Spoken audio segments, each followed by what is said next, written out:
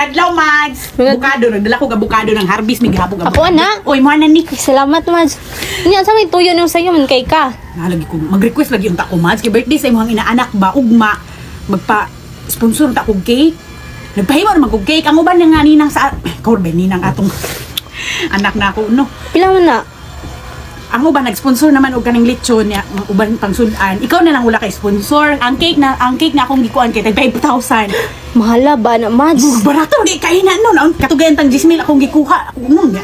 Maulaw man sa ta sa imo. Katulan lang 5,000.